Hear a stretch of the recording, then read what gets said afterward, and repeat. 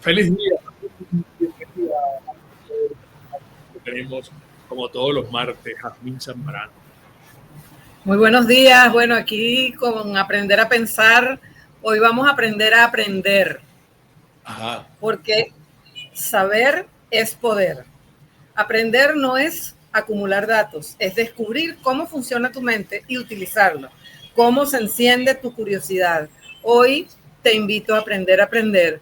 Es una habilidad que convierte cualquier meta en posibilidad y cualquier posibilidad en materialización.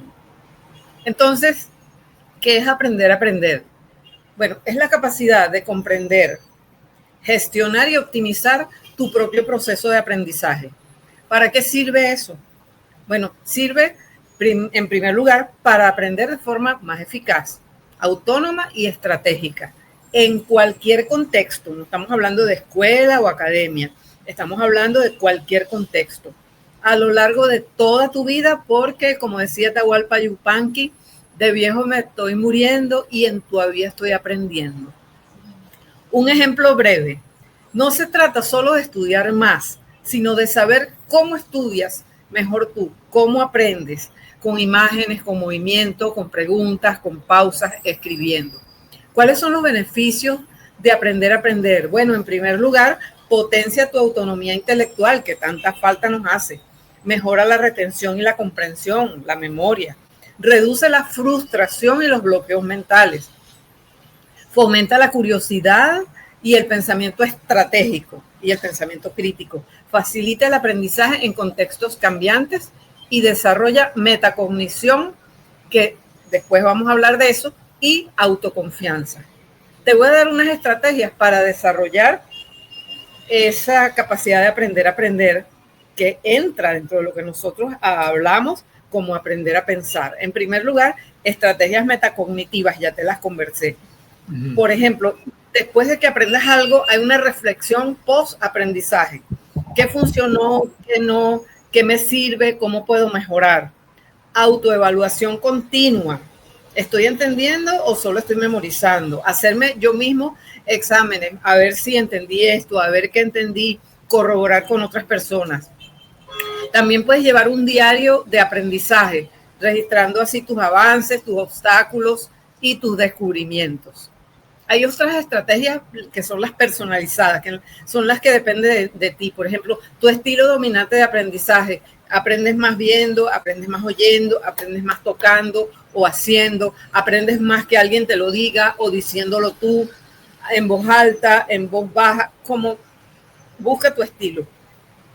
Diseña entonces, de acuerdo con ese estilo, tu entorno ideal. La luz, el sonido, el espacio, la temperatura, la postura que vas a tener. Por favor, nunca estudies acostado mirando para el techo. No lo hagas porque no es muy bueno. El cerebro necesita otro tipo de posturas. Experimenta también con formatos diferentes, libros, videos, mapas mentales, mapas conceptuales, podcasts, simulaciones. Las estrategias de gestión del tiempo y la energía. Bueno, hemos hablado del método Pomodoro, que son 25 minutos de foco o de estudio y 5 minutos de pausa. Esto es buenísimo porque hace que tu cerebro se relaje un poco después de 25 minutos. No estés 40 minutos metido en una cosa porque te vas a cansar. Después, lo que llaman el ritmo ultradiano. Aprende en ciclos de 90 minutos con descansos activos. Este se parece a la Pomodoro, pero un poquito más. Y los microaprendizajes. Es muy importante, por ejemplo, dividir el contenido de lo que te quieres aprender en cápsulas breves, frecuentes, pequeñas, para que hagas avances, pocos avances, pero al final de la historia te vas a dar cuenta de que esos pocos avances se constituyeron en un gran avance. Después, desde el punto de vista cognitivo, elaboración activa. Explica con tus propias palabras. Enséñale a otros lo que has aprendido. Eso es ideal para terminar de consolidar el aprendizaje. Conexión con lo previo, lo que estás aprendiéndote de nuevo, relaciónalo con algo que ya tú te sabías, compáralo. Haz preguntas que últimamente se llaman poderosas, pero que Sócrates las llamaba mayéuticas. ¿Qué pasaría si? ¿Cómo se relaciona esto con? ¿Qué pasaría si esto no es así? ¿Cómo hago yo para hacer esto? ¿De qué otra forma podría yo pensar en esto? Las estrategias también de repetición inteligente. Mira que te di mucho. En el mapa mental están todas allí bien resumidas. Por ejemplo, espaciado. Revisa el contenido en intervalos crecientes. Autoevaluación. Evalúate y hazte preguntas antes de repasar. Y por último, practica en situaciones de contexto. Por ejemplo, si te va a tocar hacer una presentación en tu trabajo, haz una práctica en tu casa. Practica frente al espejo, practica frente a otras personas. Diles que te apoyen. Bueno, al final de todo pensamos, aprender a aprender es como descubrir el mapa de tu propia mente. Es dejar de caminar a ciegas y empezar a construir caminos con intención. Hoy, te lo pido, solo por hoy, hazte una promesa. No solo aprenderás cosas nuevas, aprenderás a aprender. Qué bueno, Jazmín. Mira, yo tengo una preguntita solamente, Bueno, una muy breve inquietud. Porque ayer estuve viendo en la televisión y hacían una disertación en cuanto a la lectura, la importancia de la lectura en la vida de cada uno de nosotros.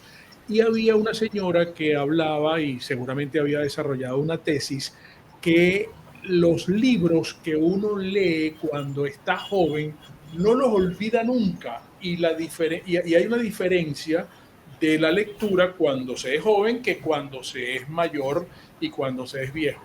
Entonces yo no sé si en tus investigaciones y en todo tu trabajo a ti te parece que eso es lógico, que los libros que uno lee cuando es joven no los olvida nunca.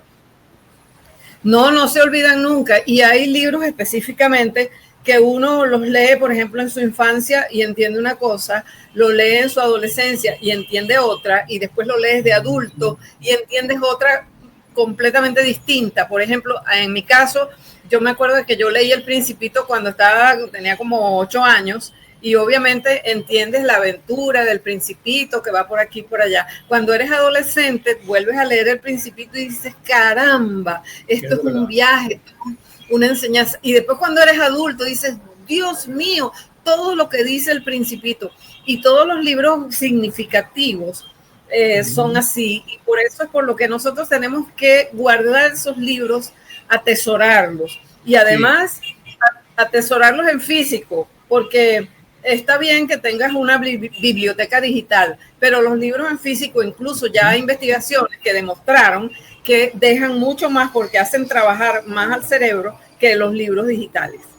Porque incluso yo pensaba, y vamos a cortar ya por cuestiones de pauta y de preproducción del programa, yo recuerdo que yo muy muchacho leí Cumbres Borrascosas. Y me fascinó la novela, pero yo después la leí teniendo unos 42 años y pude apreciar otras cosas distintas y recordar otras cosas con otra interpretación diferente de cuando lo había leído siendo un muchacho de 18 años. Pues, ¿no? Pero la novela a lo mejor da para eso. En esta clase que nos has dado tú hoy, que es maravillosa, aprender a aprender, pues la lectura tiene un peso específico, significativo y trascendente, pues, ¿no? Digamos así. La lectura es poderosa, por eso debemos aprender a leer lo más temprano posible. Y cuando digo lo más temprano posible, no estoy hablando de 7 años, estoy hablando de 3 años, pero no leer un libro, porque un niño de 3 años cuando va por la calle y ve un aviso, dice, ay, mira mami, esta tienda tal, no está leyendo las letras, sino los símbolos, porque leer es decodificar. Y cuando yo aprendo a decodificar, bueno, imagínate, me convierto en una persona capaz de aprender a aprender y capaz de saber que los símbolos tienen un significado y que ese significado influye en mi vida para transformarme y para transformar lo que tengo alrededor. Qué bueno, Jazmín. De verdad, muchísimas gracias por estos encuentros de los martes contigo.